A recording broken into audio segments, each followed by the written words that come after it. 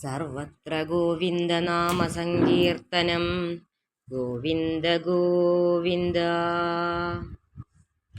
യോന്തഃ പ്രവിശ്യ മമ വാചമിമാം പ്രസുപ്താം സഞ്ജീവയത്യഖിലശക്തിധരസ്വധാംനാ അന്യാംശ്ച ഹസ്തചരണശ്രവണത്വഗാദീൻ പ്രാണാൻ നമോ ഭഗവതേ പുരുഷായ തുഭ്യം.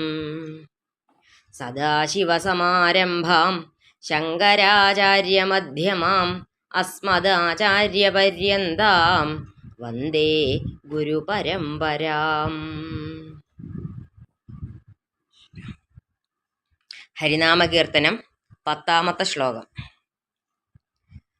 തത്വത്തിനുള്ളിലുദയം ചെയ്തിരുന്ന പൊരുളെത്തിയിടുവാൻ ഗുരുപദാന്തേ ഭജിപ്പവനു മുക്തിക്കു തക്കൊരുപദേശം തരും ജനനമറ്റിടുവാൻ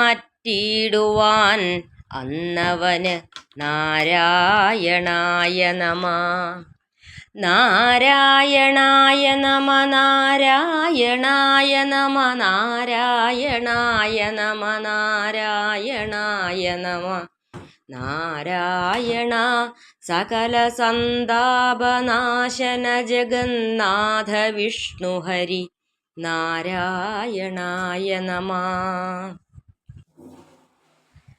തത്വത്തിനുള്ളിലിരിക്കുന്ന പൊരുൾ, ആ സത്യത്തെ അറിയുവാൻ ആഗ്രഹിക്കുന്ന ഒരുവൻ ഗുരുവിൻ്റെ ഉപദേശത്തോടെ അതറിയും. ആ അനുഗ്രഹം കിട്ടുന്നതോടെ ജനനങ്ങളിൽ നിന്ന് അവൻ മുക്തനാകും. തത്വം എന്ന വാക്ക് പിരിച്ചാൽ തത് പ്ലസ് ത്വം എന്നാകും. തത് എന്നാൽ അത്, ത്വം എന്നാൽ നീ. അതുതന്നെയാണ് നീ എന്ന് അനുഭവിച്ചറിയണമെങ്കിൽ ആ പൊരുളിനെ അനുഭവിക്കുന്ന ഒരു ഗുരുവിൻ്റെ ഉപദേശമുണ്ടെങ്കിൽ മാത്രമേ സാധിക്കൂ. ബ്രഹ്മസാക്ഷാത്കാരത്തിനായി തേടുന്ന ഒരാൾ എല്ലാറ്റിലും നിറഞ്ഞു നിൽക്കുന്ന ഭഗവാനെ അനുഭവിക്കുന്ന ഒരു ഗുരുവിൻ്റെ ഉപദേശം കൂടിയേ തീരൂ. അതുവരെയൊക്കെ ഒരു വ്യക്തി ചിലതിൽ മാത്രമേ ഈശ്വരനെ അറിയുന്നുണ്ടാവൂ. പിന്നീട് സാധനയിലൂടെ മുന്നോട്ട് നടന്നാൽ കുറേ കഴിയുമ്പോൾ അവന് മുന്നിലൊന്നും കാണാതെ ലക്ഷ്യത്തിലെത്താൻ സാധിക്കാതെ വിഷമിച്ചു പോവും.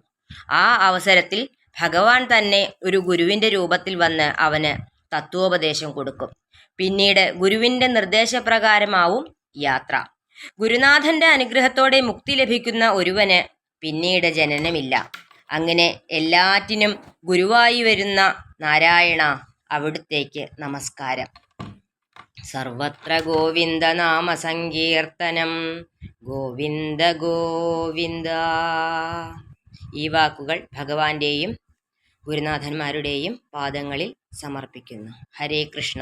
രാധേ രാധേ.